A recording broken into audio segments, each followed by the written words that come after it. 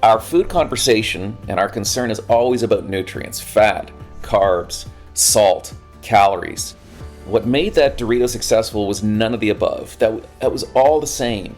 It was this dusting of flavor compounds that turned a snack that nobody wanted to eat into a snack that people have difficulty not eating.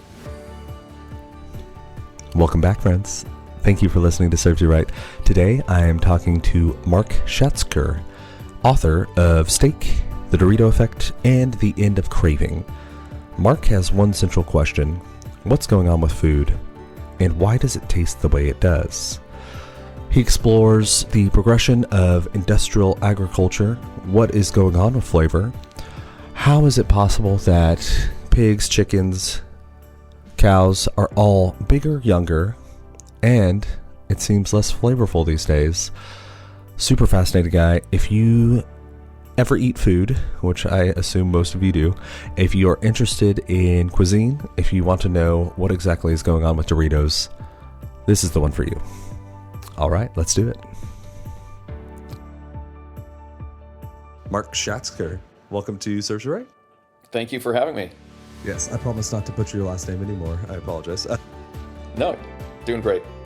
Yeah, so I thought I would ask you about Doritos, because you've written 3 books, one called The Dorito Effect, all fantastic books. And as I was thinking about how to frame this first question, I remembered something I saw, and it's probably been 5 to 7 years.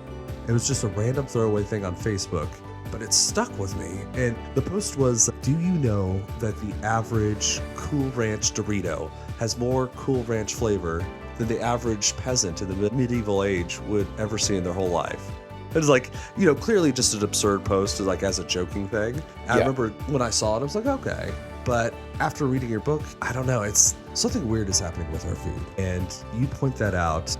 So what's going on with Doritos? Let's start there, and we can kind of go from there. But I think the insight behind that Facebook post you saw is the realization that the peasant of so many hundreds of years ago lived in a world where all the flavor they experienced was the production of nature, of natural things like plants and animals, and we've changed that significantly. And it's really a change it's been ongoing for a long time. If you look at the very slow history of things like how we made, fruit extracts and things, that where it started. But the modern flavor industry really got going in the 1960s after the invention of something called the gas chromatograph, which basically unlocked the door on flavor. So I'm giving you a very long answer to the question. No, that's good. That's fine, yeah.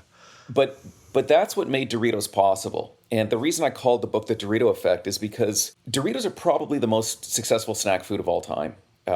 They're, every year they have a Super Bowl ad. They're widely regarded as being crack-like in their ability to just sort of keep you eating. But what so many people don't know is that the very first ever Doritos were just salted tortilla chips, and they bombed.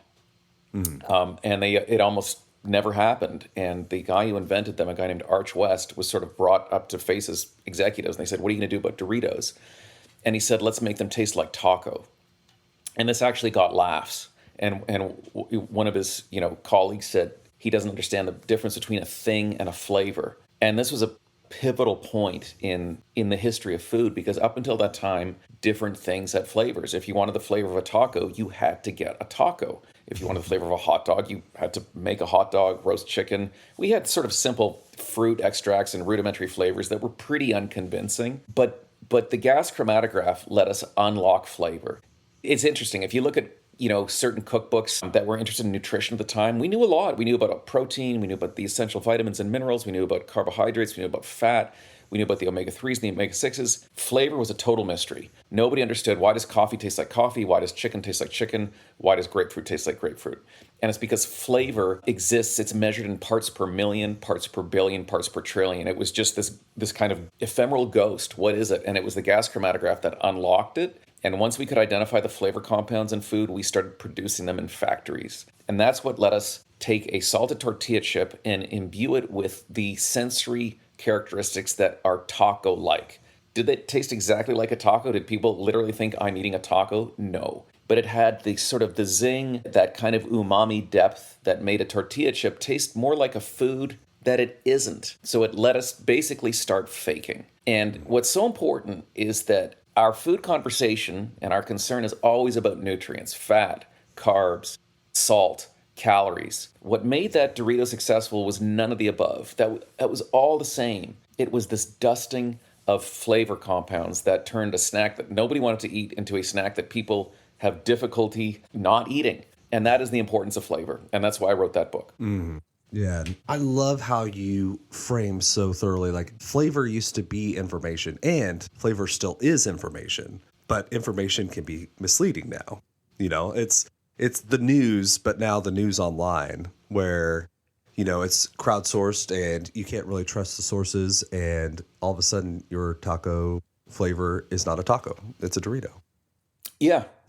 I was thinking a lot, and I don't feel like you got into this, but I wanted to see what you thought. I feel like one of the other things that this flavor science coming online allowed us to do was access flavors that are more seasonal, because it's kind of a central problem. And I'm more alcohol-based because it's more like bars, and that's my background. A lot of the different liqueurs and the different things that have been popular and were popular in the past were because alcohol could prevent the inevitable like decay and rot of the seasonal things. And so all of a sudden you now have 365 days a year access to flavors that maybe you'd only have in brief windows. And so I think that also kind of opened up the floodgates, if you will. All of a sudden we have strawberry flavor 24/7 instead of just one short window. Yeah, that's an interesting observation, one I hadn't thought about, but it's basically in line with this, the central idea being sort of a deception versus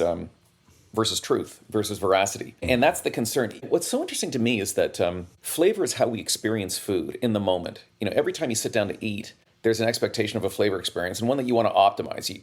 Even if you're on like a diet, if you're doing like carnivore or Mediterranean or whatever, you buy like the cookbook to get the best recipes so that you can enjoy your food the most. Yet we never talk about it in our food conversation. We suddenly put on the white lab coat, and now it's just about nutrition. It's about what happens from the neck down, the nutrients, carbs, fat, calories, and so forth. And the question we never seem to ask is, why does food have flavor in the first place? If it's all about nutrition, why is there this incredibly gripping experience that seems to be totally divorced from the important aspects of food, which is how does it sort of nourish you? And the answer is that it's not divorced from it, that flavor is how we evolved to sense and seek out nutrients. So the essential problem an organism has is that the nutrients that we need are difficult to sense in the moment. Like sugar we can sense, we have sweet receptors.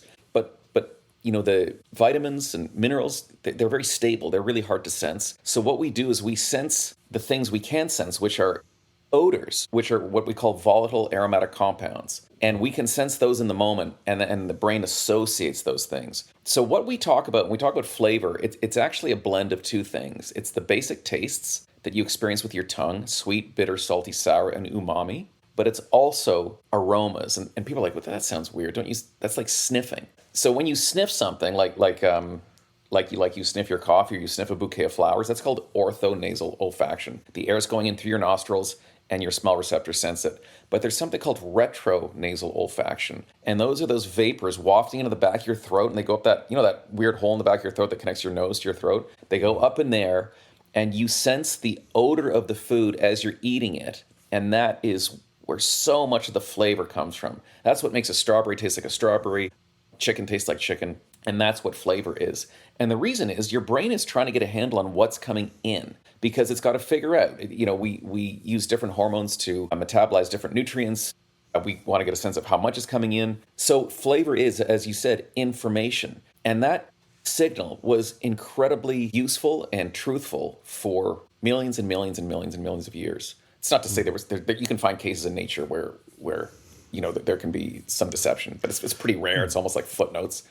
Yeah. And then it went from being like in evolutionary terms, in a blink of an eye, it went from being stable to being unstable. A great example would be something like artificial sweeteners. Sugar gives you a predictable sense of incoming calories. Artificial sweeteners take that stable signal and flip it around. Now, something like sweetness can mean lots of calories, can mean 0 calories, or it can just mean some calories, just depending on what additives have been put in. So I think this is, you know, we're so kind of concerned, even obsessed with what we now call ultra-processed foods, what's going on. I think this is a huge aspect of it, is how we've altered the sensory aspects of what we eat, how we've just basically changed the way food tastes. Yeah. For sure. Yeah. And that disconnect, I think you really put it in a way that I'd never thought. And I think it makes a lot of sense because, like, I'll confess, my weakness for the modern era is cheesecake. I love cheesecake, and I know I shouldn't eat too much of it, but I also love, and I find myself even like when I'm thinking about my diet or just,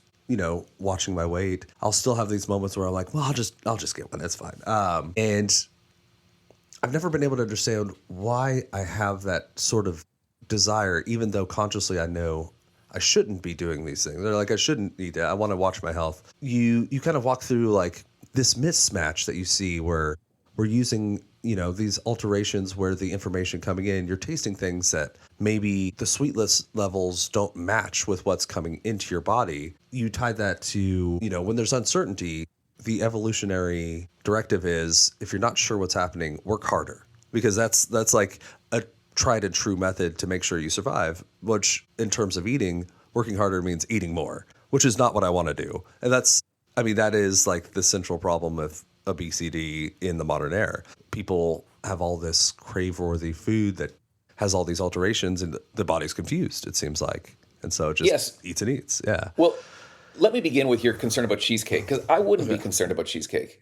Okay. I mean, don't stuff your face with cheesecake every day. Yeah. But if you've made real cheesecake from real ingredients in your kitchen, I don't think there's a lot to be concerned about. If you look at the parts of the world with the lowest rates of obesity, I talked a lot about this in the end of Craving. In the Western world, I would say Italy is the lowest rate of obesity in the Western world. It's less than 10%.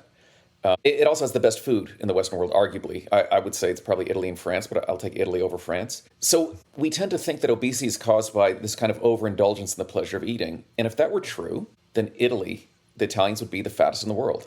Or in the Western world. Yeah. They're the thinnest. Okay, that seems wrong. Let's go look at the East. I would say that the two best food cultures most obsessed with quality, would be South Korea and Japan. And they both have the lowest rates of obesity. You'll find that in all these cultures, too, you can find rich indulgences. There's a lot of delicious fried food in Japan. That's not to say they're always eating deep fried food, but it's not like they never eat it. There's no rule against it. Well, you describe them almost like they worship the altar of fat, which... The Japanese love... They're aficionados of fat. It's not to say they drench everything in fat. It's more like they have this deep reverence for fat. They love fatty tuna. They love fatty beef, and they really enjoy it. That doesn't mean they stuff their faces with it, but they're not afraid of it. And they're certainly not afraid of the pleasure that it brings. They indulge in it. They celebrate it. They become masters of it. They really exploit it, and they create these meal experiences that are incredible. Same with Italians. And what's so interesting about Japan and Italy is they both have all these rules about food. Like if you're going to call something Matsuzaka beef, it has to be from Matsuzaka, and it's got to hit all, you got to do all these things. Otherwise, you don't get to call it Matsuzaka beef. They have the same, Italy has more rules than any country in the world about if you want to call this cheese Parmigiano Reggiano, it's got to be done this way in this area. And that's same like with city by city too, honestly. Oh, region by region. And there's so many. And we think it's kind of cute and funny, but I think there is a deep wisdom there. Whereas here, we don't seem to care. If you can, put a flavor. A great example would be those little yogurt sticks that parents like to give to their kids. And your kids come home from school and they're hungry and you want to give them a healthy snack. So you'll see, it'll say like forest berry explosion. And there's little pictures of berries in the forest. Well, look at the ingredients. And there's actually no berries at all. There's food coloring and there's flavor and there's sugar. And that's our approach. And a lot of Italians would look at that and think there's just something deeply wrong with that. And, we would just say, well, look at the ingredients. Look at the nutrients. We don't think about the experience that we're evoking. So you talked about something called uncertainty, and that's really important. This is what I fear the effect is. I talked a lot about this in the end of Craving. When you take something that is predictable and you make it unpredictable, what is the brain's response? And there's a very deep body of research and knowledge on this in psychology. And what you're creating is the term for it is just uncertainty. A more technical term is reward prediction error. And there's a very predictable way that a brain responds, and that is with increased motivation. And this is important because if you take something that's necessary and it goes from being a certain yes to a maybe, and you need that thing, well, then the thing to do is to work harder to make sure that you get that thing. Because in evolution, losses are bad. Because if you don't get that food you need, or you don't get that mate or something like that, the consequences can be severe. Sorry to interrupt. We will get back to Andrew and Mark, but I thought I'd take a quick moment to say, if you have not had a chance to follow the show, please do. It makes me very happy. And don't you want me to be happy? All right, back to the show. So brains, there's this idea that we're just sort of the Stone Age crafted us to be voracious eaters because there was the threat of famine and calories were scarce. That actually makes no sense, because if you're carrying around a lot of fat, you burn calories just to lug around that fat. It's like carrying a trailer behind your car. You full of fuel. Well, you need extra fuel just to lug around that fuel. So in a calorie scarce environment, it's not a really good strategy to carry around extra calories because there's an enormous cost. And there's always a trade-off. That means that you're not, seeking out a mate or hunting something or building a structure or building tools. So I don't think that evolution crafted us to be voracious calorie seekers. But what we know that when we look at the neuroscience of obesity, we see that people with obesity, they don't enjoy food more. They crave it more. And what uncertainty does is it ramps up motivation. And so this, I think, makes a lot more sense. If you make calories a question mark, you work harder to get them. And I'll make this intuitive, because that might seem like, what are you talking about? But if I said to you, like, you live in Omaha, and if you had to drive to, like, how far is Kansas City from Omaha? Like 3 or 4 hours. Nothing crazy. But okay. So if I said, you can take my car, and I said, here's the problem. The gas gauge is broken. So it says full. It's just stuck at, like, in between. You have no idea how much gas is in there. What would you do driving? Top it off a lot, yeah. That's right. You'd just be like, I don't want to run out. That would be a disaster, right? You're stuck with it. So you would just keep filling it and filling it. Now, a car you can't overfill, but that is the effect that uncertainty has.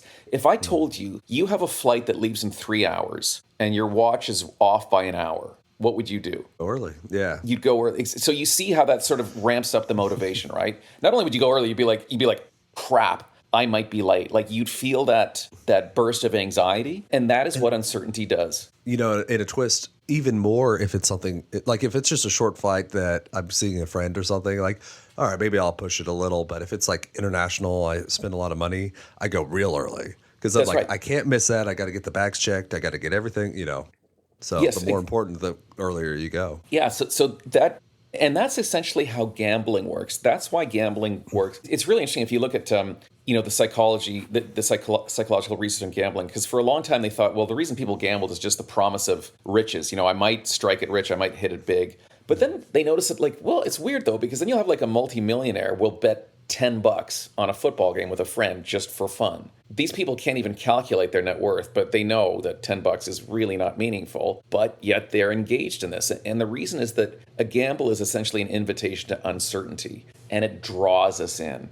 That's why when you walk into a casino, one of the things they do is they show you a picture of the people that won, like $20 million on lotto, whatever, because that puts you in a position of in this big status game we have of being in the realms of losses, and you want more. That's one of the reasons in problem gambling, people do really dumb things. Like they'll bet their child's college fund, or they'll sell their car or their wedding ring or something.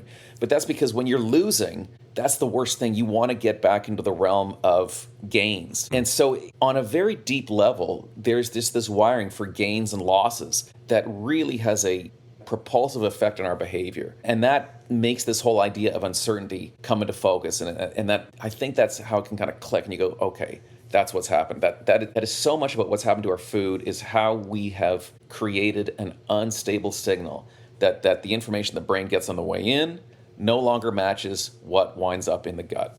Yeah. We hate losses way more than we like gains, which is just always true. Whether or not it's rational, it's just how we are. So I do think it'd be worthwhile to also touch a little bit on what is happening to flavor when flavor isn't modified. Because I think that's another central problem where we're growing food too quickly and not letting it ripen. And like even yesterday, I had on the show expert in mezcal, and it was the same exact thing. And it was so funny because I knew I was talking to you later. He's like, we used to let the agave ripen, and now the demand for tequila is such that we are shortening that cycle. We have an industrial diffuser to break down the fibers so that we can produce more instead of doing the old style roasting and all the things that are a little wasteful end up in a flavorful product. It's like, it's everywhere, Yes. Yeah. Listen, that's a great insight, and that was the other half of what the Dorito effect was about, which is there's two things that happen to flavor, which is that we're getting really good at making fake flavor, but we're also draining out or bleaching out the flavor of natural foods, and that has to do with just, as you say, high output agriculture, trying to get more. Now, this isn't all bad. If over the past century, we've gotten much better at producing more food from the same acre of land, and that's good because we have lots more mouths to feed, and there's less and less farmland because we keep on building suburbs and the best farmland and so forth. So it's not all bad. We do need food, but there is a trade-off. It's not always the trade-off that people think. It's not a zero-sum game, but I'd put it more like this: if you don't select a trait as your breeding,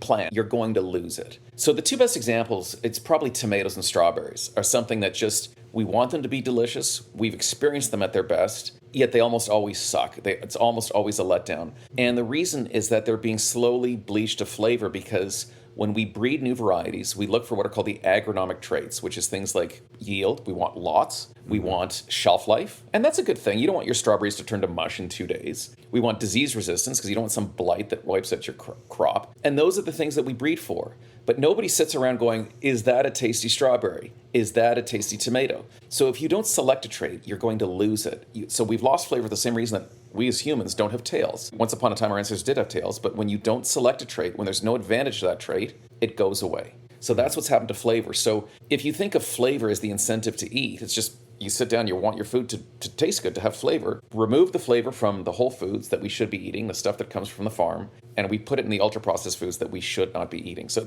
it's very simple what we've done. We've taken the incentive from the good food and put it onto the bad food. And agave is one example, but I would say that's the story. I mean, it started with my steak book. The first book I wrote was about steak.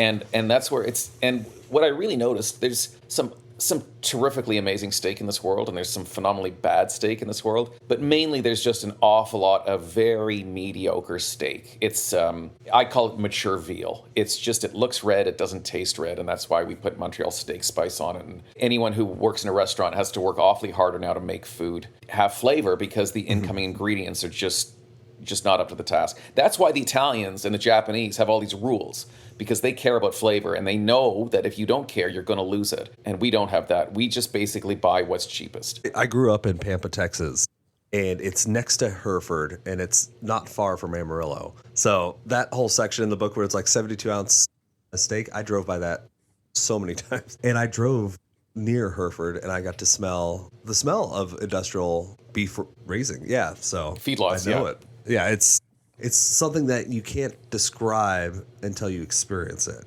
I feel like steak is an interesting one where, there are two different ways, and take this whichever direction you like. I like how you framed it as like the best steak you'd had was grass-fed and also the worst one. So like that's a different, like you need to know what you're doing to do it well. But I feel like with steak, we have accepted that the flavor is going down. So we've substituted out desire for tenderness. Just like I hear more people talk about how tender a steak is now than how flavorful it is. It's just like you have to aspire to something. And people love steak. I mean, there's a reason you wrote the book about steak and not like pork chops, I think you even say like, no one ever said, I just made a big sell, let's go get a chicken. It's like, no, we're going to a steakhouse and we're going to have a steak. Yeah. It's a weird substitution, flavor for texture, but maybe it's I think some people have never experienced flavor. I think some people now are frightened of it.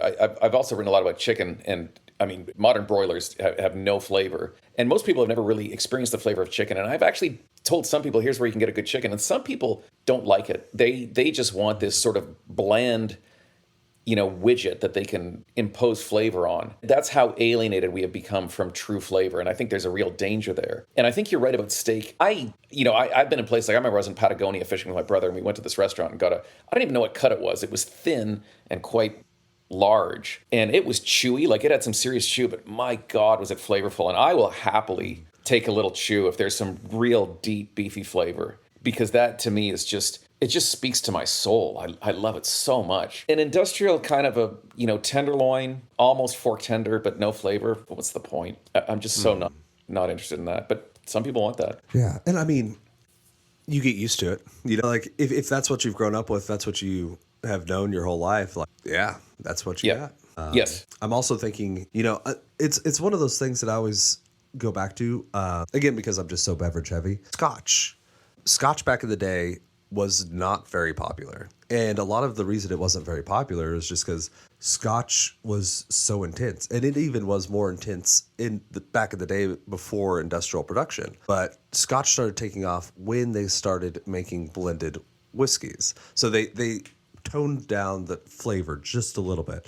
And it's enough that people are like, okay, I can try this and start getting into it. So that reduction in flavor led to an increase in consumption. And it was like, I always go through the beverage lens, but it's the exact same thing. Tone the flavor down, you can eat more. Yeah, that's a good point. Although maybe that opened the door to Scotch. I sometimes think I'm not like a total wine person, but if you look at Merlot, it's a very accessible grape, and some people like to judge it. But Merlot often opens the door for people to start enjoying red wine, and then as they get more into it, they start to discover some of the more complex grapes. So maybe that's part of the journey. But that's an interesting observation about Scotch. I'm also curious, though, you're in the restaurant world. A lot of people don't realize the degree to which a lot of the food they eat in restaurants isn't actually cooked in the restaurant. And it's kind of like a spectrum. Like you can go to some, franchise restaurants and people don't realize that they think the food's coming from a kitchen, but it's really more like a reheating room. They call it rethermalization. And these foods are actually made in factories hundreds of miles away, and they're just heated in the moment they're more like technicians or something like that. Like they're certainly not chefs, they're not cooks. But there's even little things. I went to a pub and I ordered eggs Benedict, and the hollandaise just tasted fake. It was just like a cartoon hollandaise. I'm like, what's going on? And I asked, and I got an honest answer that they didn't make it. It just came out of a box. Even though this is a kitchen where somebody was actually making eggs Benedict, they were poaching the eggs. I guess for them, it's just easier to open a box of hollandaise, or I don't even know how it arrives. Maybe it's a powder. I have no clue. To actually make a hollandaise. Yeah, a pallet of hollandaise arrives. And I'm just curious your perspective from seeing the inside of kitchens. I think a lot of people don't realize the degree to which even in restaurants that are cooking, still a lot of the stuff is pre-made. It wasn't made in the kitchen. I definitely think that it's more than people realize. And I have worked in that style of restaurant before. I will say, I'm not going to name the restaurant, but I've tried to spend most of my time in places that have higher check averages. Three of my long stints of Il Piatto and then Coyote Cafe, both in Santa Fe, and then now Mahogany. And part of the reason I do like those things, I'm very wine heavy, but Il Piatto is a great example. It was a farm to table Italian spot. So it was a lot, like even the pasta was made fresh in house. So, you do find restaurants where they do it. And usually if they are doing it and making it fresh, like we make the hollandaise fresh every day, which sucks because we have to throw it away. It's part of our waste now, the restaurant, but it doesn't taste like it's from a box because it's not. Yes. I think that a lot of people would be shocked at what they would have to pay to have all the restaurants make things from scratch, because there is a reason that a lot of restaurants do purchase a lot of these things. It is more economically viable than paying someone to make them sometimes. Coming from some central distribution system from Cisco or Benny Keith, whoever you use, frozen to where you can pop it straight into the fryer. One of the hardest parts of running a restaurant is waste, because you can't make money on the food you throw away. So there's almost no risk there. It's really just a projection problem. If I ran a restaurant where I was trying to charge people $10 a plate, I don't know how I would do it otherwise in America right now, Yeah, so this is something I don't understand, because I go to Europe. My wife was there recently, and she was in Spain, and she got a pork burger made from that wonderful Spanish pork, the Iberico pork. Now, it's not, it's the hams that really have the value, but other parts of it, I guess, I don't know if they ground the shoulder or something. It came with a salad and some fries, and I think it was 13 euros. And she was just like, it was just incredible. And here, what would that be, like $40 or something? It would be a lot. If somebody even did that, it would be a lot. And I don't understand why. I love fresh pasta. I love it so much. And I think people who don't realize, who've never had it, don't realize it's like a whole other world. I like dried pasta too, but it's just, in a way, they shouldn't even have the same name, because they're really quite different as far as how they taste. And fresh pasta is so inexpensive in Italy. You can go to these little hole-in-the-wall places in Tuscany and get a bowl of fresh pasta for 12 or 13 euros, which is just amazing, like so good. And here you tend to find fresh pasta in the very expensive restaurants. And it's something I don't understand. I feel like I need to, like, someone should do a PhD, like getting really into the economics of tracing like what these is value doing chains this? all the way back. Because why is what I would think of as real, honest food so much more expensive here than it is there? Because that's one of the barriers. And a lot of people are stuck because of their income bracket eating really crappy food. It's Yeah. like they're in a prison. I mean, you even said one of the strongest indicators of obesity is the value of the house. And like when you said it, I was like, that makes sense. I forget which book it was, but I will say that I have not ever owned a restaurant. So what I am saying is parroting what I've heard other people say, people in different management positions or ownership positions. There is very much a possibility that it's just too much of a hassle and they don't want to do it. I do think that part of it is probably the demand and just kind of the general sense. Because like if there were a demand for high quality, tasty, fresh pasta, I have to admit, like, I wouldn't know why people wouldn't do that. It's flour and water and eggs. Like it is probably the best cost item that you could make if you're making it. You just have to pay someone to do it. Make sure Yeah. they do it well. Yeah, man, but if their quantity's getting up there, it shouldn't be that much of a hit in terms of, the cost. Yeah, but I mean, you put this really well. Like our attitude towards food versus the Italians, an American, and I even slipped into it without meaning to. Because I'm here. I've been here my whole life. I was like, what does this food do to me? Whereas the Italian perspective is like, is this the best recipe? And it's Yes. like, yeah. And so I think it's just, yeah. There's a few other things I've noticed. I think countries that do food well specialize in it more. One of the things I notice, you go to a restaurant here, let's say one of the sort of the more upscale franchise restaurants, and there will be like there'll be a poke bowl, there'll be pizzas, there'll be pastas, there'll be a burger, there'll be a sloppy Joe, there might be like a baked potato, there'll be a stir fry. There'll be this huge range. You can have whatever you want. So a customer comes first. You go to Japan and you go for yakitori, which is grilled chicken, and ask for sushi, and they're like, well, that's across the street. They do one thing and they do it well. And the same when I said about that hole in the wall place in Italy, they do pasta. They do pasta really well. They might have a main, a secondo, which is really good.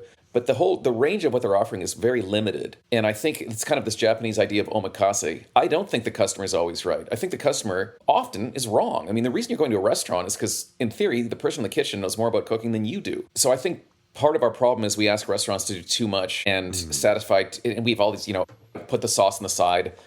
I can't have red pepper, I can't have this and that. So the kitchen has to be so much more accommodating and produce such a wide range of options for people. Whereas in the really food dedicated cultures, they have a very narrow target of what they do. They do it really well. And I think that gets into a culture thing where I think people here wouldn't put up with that. But I think if you're going to be really serious about food, especially if you want to do something inexpensively, there's restaurants in Europe where they have one dish. You go there and you get one dish. And they do it really well. And I think there's something so beautiful about that model because it's so economical. There's probably going to be way less waste. Your labor costs are going to be much lower. But that would be a tough thing for people here to swallow. They would probably be outraged. I remember I interviewed Alain Ducasse, the French restaurateur, and he had just shut down, I think, one of his Michelin 3-star places in New York. And he said, the problem is the US and France, if I get a really gorgeous piece of cod in France, I just poach that and put some beautiful butter on it, and people love it. But if you serve that in New York City, you have to put black truffle or yuzu or something on it to imbue it with a sense of value. Otherwise, people think they're getting ripped off. The food needs to be an endorsement of their wealth and their status, whereas I think Europeans have a more in touch with quality. Yeah. And I think that does touch on something that's interesting. It's what is American cuisine? It hamburgers and poke bowls. Is it that we haven't been around for long enough that we've developed a strong enough, different localities with different identities? Or is it that we grew up while things were changing? So we kind of grew up with the change. And so we didn't have an identity in place, and America was coming online when globalization was happening. And so all the food from the whole country crisscrossed, and then we got some flavors and said, all right, put it in. Yeah.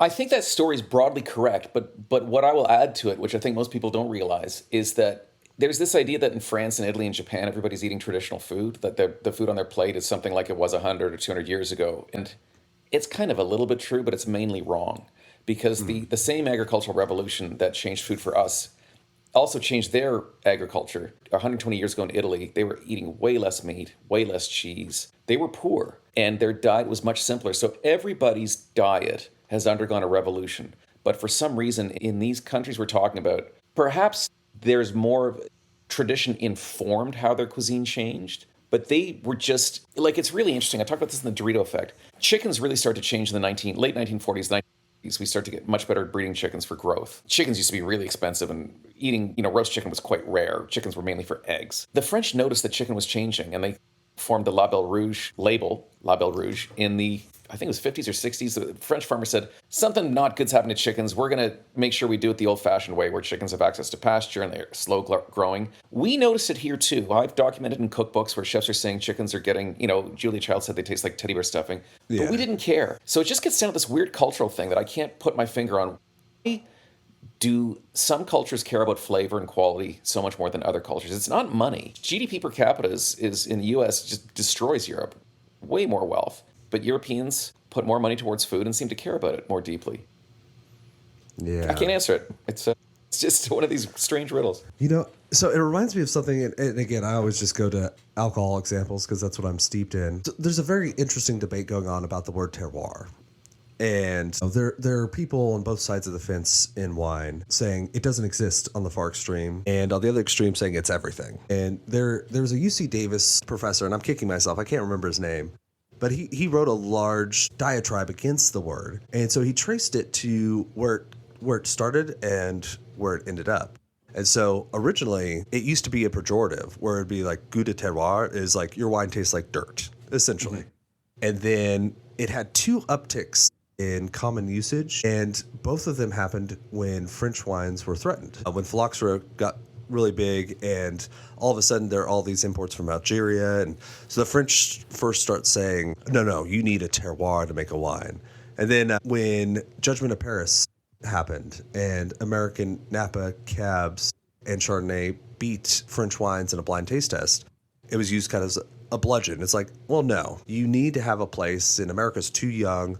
We have terroir, they just have grapes. It seems like there's a reflexive defense of regionality that happens in Europe. And I thought about it with terroir, but it's also true in Italy, where every little province thinks that its version of pasta is the right one. And like, no, don't go to, Campania or the Marche. Like, we in Tuscany know what we're doing. Whereas there is nothing that we can defend in America.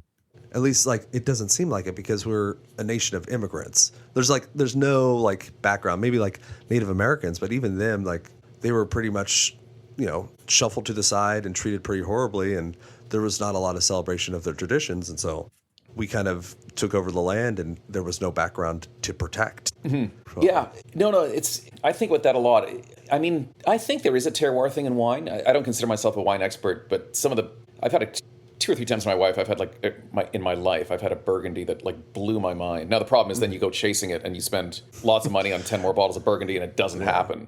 It's a lot easier to fall in love with like Merlot than Pinot Noir, but yeah, no. Well, Pinot Noir is like grass-fed beef. When it's on, it changes your life. You're just like, oh my God, that was incredible. But man, is it easy to screw up. But I think a lot of people don't realize the degree to which wine is processed. Things like oak. I mean, oak really moderates the flavor. It takes out the peaks, it takes out the valleys and things like that. But I do think terroir is a real thing insofar as plants are essentially chemical factories. And it's chemicals that we sense, and that is influenced by the soil. It's influenced by what side of the valley you're on, if you get morning sun, if you get afternoon sun. And one of the things I don't like about the industrialized food world is that everything tastes the same. The thing about a Dorito is it always tastes the same. It's kind of amazing that we can do that we have that technology. But if you think of something like fruit, I love peaches. Do any 2 peaches taste exactly alike? And maybe, so this batch, this week, they taste alike, but there's always some variation. And that's what our brain is really good at sensing, is this variation. And I think that's part of what makes food exciting.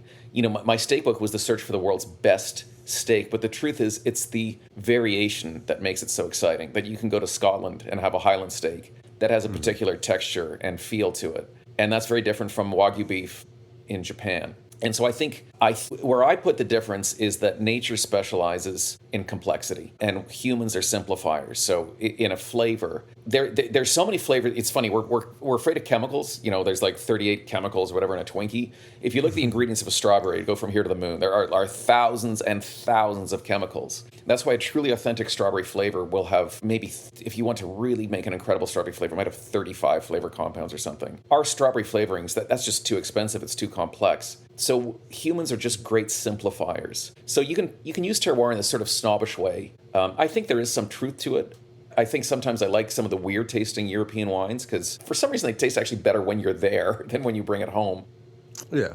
But we have a tendency as humans to constantly make things cheaper, to try and take shortcuts, and we narrow things. And what nature brings that we can't knock off is complexity. Agreed. And you know, I think a lot of the argument and pushback against terroir from scientists is the fact that you can't put your finger at one thing. It's like it's the amount of XYZ chemical that comes in through the vine that is determining. It's a summation of all sorts of different things, and just because each different region has different things that impact the taste doesn't mean. And I think the best argument I've heard against it is, you know, SOMs who are going through certifications, blind tasting. So even people who may not see the bottle, people that maybe have not tried that wine, but only other wines from that region, can still reliably tell you, oh, this wine's from Chablis, you know? So there has to be something there. And I think you're spot on when it comes to our desire to simplify things. I forget if this is an example from my world or from your book. I think it might be your book, where, you know, in terms of like vitamins and extracts, we look at the strawberry and there's 50 different chemicals that make it up, but we pick the one and we put it into a pill. And I think it was you that said it's like looking at the symphony and pointing to the second chair violin and like, that's what makes this symphony sound good. You know, it's this one chemical we're going to take. Whereas the truth is there may be a reason that strawberry has all 50 chemicals. You may need trace amounts of that. And by focusing on one, you're losing the whole. You're losing the protective. Yes, and this is something we may never truly know. You know, one of the things I find interesting about natural foods, especially fruits and vegetables, is all these what we call phytonutrients. These chemicals that say it's, you know, neuroprotective, or it's good for respiration, or it's good for this or that. And the truth is that mainly comes from what they call, in vitro, in the petri dish. They take this compound in broccoli and it kills cancer cells. So they say, oh, it's protective against cancer. It might not be. That the in vitro stuff is not the same as in vivo, which is in the body. And often when they turn that like into a pill, into a drug, it fails. But what is so hard to know is what is the interaction of all these things over a long period of time. And that's something that's really difficult to test using the scientific method. You can test this one chemical. What effect does it have? What about them all in unison? And that's where, you know, we use words for like holistic, and that's kind of a problematic word too, because it can be used in a very silly way sometimes. But that's where nature really is different, and natural foods really are different. It's in the complexity, and it's very difficult to know. I can't say with certainty that eating these foods will be a neuroprotective or shield you from cancer. It's hard to know with certainty, but that's what also makes it so interesting, is that it's not the kind of thing that can be easily tested in a scientific paradigm. But that doesn't mean you throw it out either. And I mean, the alternative is continuing in the way we are. And we look around. I mean, I see it every day in my restaurant. I see it as I walk around. There is a problem with food. People have a problem with food. We as a society are getting heavier, and it's not doing us any justice, honestly. I would also argue that, strangely, we're getting heavier as a lot of the time the food is getting worse. I think, another really interesting thing about eating is we talk about how food tastes in the moment. I've written an awful lot about that flavor, how we sense it. But what we rarely talk about is how you feel afterwards. And there's this idea of the food hangover, like, wow, we really went for it and we felt terrible. And it's like, good food should not make you feel horrible afterwards. That's a sign you've eaten the wrong meal. I remember I was very fortunate. I was taking to the restaurant or near San Sebastian called Echabari. I don't know the pronunciation exactly. And I remember the profound glow I experienced after that meal. It was just such a feeling of, I can't even describe it. It was just so content and happy in this sort of post-meal glow. And we often don't think about food as supposed to make you feel good in the moment, but also after the moment, after you eat. And that's also a big part of food. I love that. Do you mind if I read one of my favorite sections as we're kind of getting close to the end? I think it's right around what we were talking about here. It's it's from the end of Craving. It's the old road runs through your brain. It is a path laid down by the trillions of organisms that preceded you, that lived and died by the brute circumstances of evolution. It possesses a wisdom and computational power our conscious selves are only beginning to understand. We are, alas, too stupid to understand how truly smart we are. And I even use that because I write our pre-shift notes and different things for work, and I put that in as our quote for the week. We are, alas, too stupid to understand how smart we are. I was going to end by asking, is the solution truly just to eat really delicious food? Can it be that simple? I will say so with a caveat, with a big star. It's got to be real food. It's got to come from, I don't want to sound kind of all, but it's got to be natural in the sense that it's got to come from a farm, from plants, from animals. Where we get into problems is when we engineer it. Now, we may be, one day we may be good enough to engineer food that's really healthy and good for you, that delivers that pleasure, where pleasure is in line with nourishment. But I think following the examples of the cultures that really care about food, Japan, Italy, France, South Korea, and we see pockets of it in our own culture, these people have a joyful relationship with food. It nourishes them. They're happy. That's the model to follow. There's a reason nature has us eat. There's a reason we do these things. We've got to honor it. Yeah. Yeah. And I think instead of trying to conquer it or manipulate it, is understand why it's there, what it's meant to do. And I think that unlocks something. Are you hopeful for the future? I am, actually. I mean, things go in two directions at once. It's not all, ultra processors continue to get better at ultra processing. I have a Substack, and I went to this trade show where basically it's a trade show of all the world's ultra processors. I titled it The Ingredients, which is to say this is what goes into what you see on an ingredient label. And it is so much more complex than even the scientists realize. It's not just things like artificial sweeteners or flavorings. There is an arsenal of additives that are being put into food for lots of reasons, for shelf life, for restaurant economics.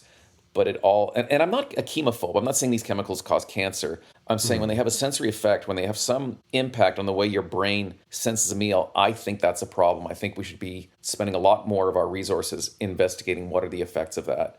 But that is galloping at 1,000,000 miles an hour. And the scientists studying this, it's like the tortoise and the hare, except the tortoise really is losing the race.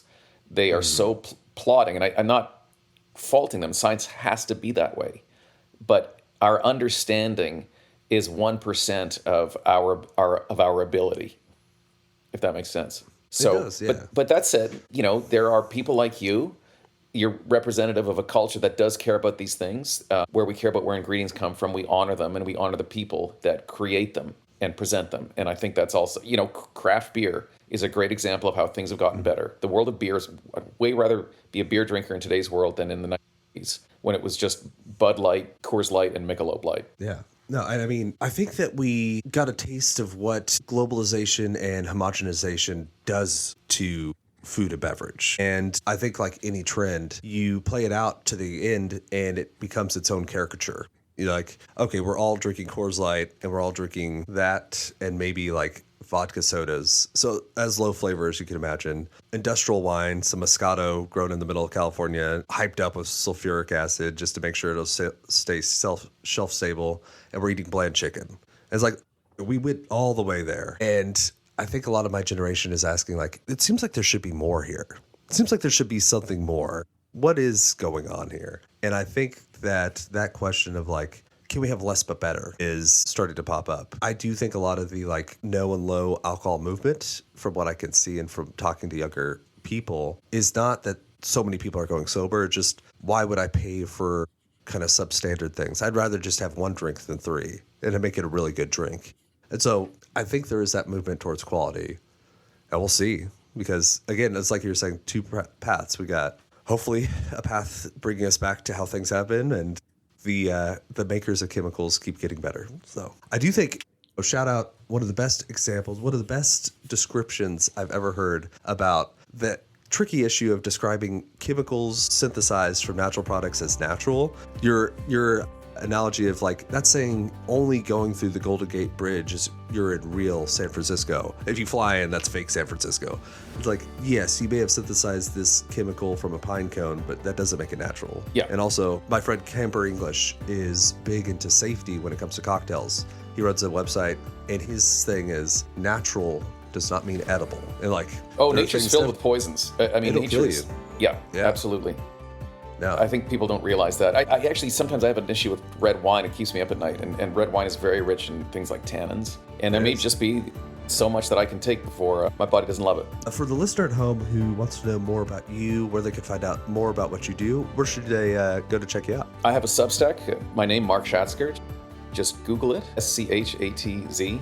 Z, if you're Canadian like me, KER. I'm on Instagram and on X. Just search my name. I'm not awfully, maybe I'll get a little bit more active on social media, but that's where they can find me.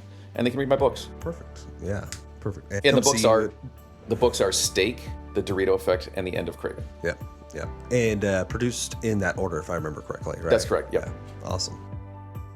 And probably best read in that order, I would say, if you want to see how the journey went. I know. I actually read the Dorito Effect before Steak. I didn't look at the chronological order when the Dorito Effect caught my eye at some point, so I was like, oh yeah. So they held up, even if you go different orders, just so you know. You definitely don't need to read Steak first, but if you do, you'll see how I got the idea. Mm. Oh, yeah, it definitely was like, oh, this is where things started. Okay, it makes a lot more sense, yeah. The End of Craving, breaking out wanting from liking, and I know I've heard similar things, but how thoroughly you do it, I definitely recommend every book. If you're listening at home and you did not have the ability, like you're in a car, to write down where to go see Mark, I will have that in the show notes. Thank you for coming up. A real Thanks pleasure. for having me. Great discussion. Really enjoyed it. That's the show, my friends. Thank you for listening to Serves You Right. If you have not checked it out, go to servesyouRightPod.com to see what we're up to, see old episodes, and so much more. All right, I'll see you next time.